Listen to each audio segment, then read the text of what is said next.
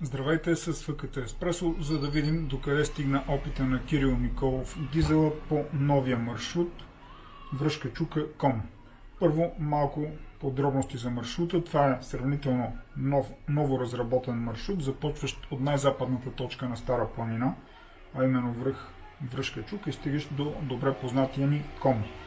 Като дължина 125, да кажем, километра или нещо от сорта, маршрута следва границата на България с Сърбия в този участък, като основно е от нашата страна, на места влиза по-дълбоко в територията на България, но забелязах, че има и място, на което леко влиза в сръбска територия, което може би е така допълнително предизвикателство за скоростните опити. Къде се намира дизела в момента? Горе-долу 2/3 е минал от маршрута и около връх Миджур в момента. Този участък, в който е сега, малко преди Миджур, до към Копран, е около 25 км участък, така доста интересен, може би перлата на този маршрут, защото това е 25 км участък на височина около 2000 метра. Може да си представите нещо от типа на Добрила до Тъжа, само че 200 метра по-ниско, иначе със сходна дължина. И може би една идея малко по-трудно проходимо, защото не че е много техничен, но просто там няма изразени пътеки, да го кажем. Какво може да очакваме от дизела? Преди че мина 2/3, може би още 6-7 часа до финал.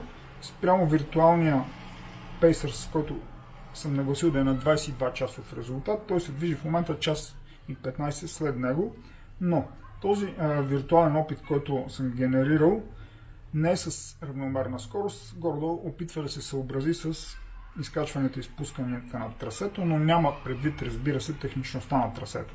Така че бих казал, че не е съвсем грешно това сравнение, но очаквам до финала дизела да го позастигне. Дори може и да го изпревари. През нощта той се движеше спрямо него с аванс около 30 минути до сутринта, когато на Свети Николски проход той направи така по-голяма почивка, може би 20 минути, и там се изравниха с виртуалния си пейсър, така да се каже. Сега направим впечатление, че има спиране на места, на които не съм очаквал. Не съм сигурен дали не е свързано с някаква проверка от сръбска страна и така нататък. Това е сутринта по светло. Има така леко нехарактерни спирания на чисти места на тилото, където е гладко, т.е. няма как да се обърка, но вероятно ще разберем защо е спирал там, когато завърши опита си. Генерално, тази при вечер, според мен след 4 часа, може би трябва да очакваме финал на дизела. Всичко добро и до следващия ФКТ опит.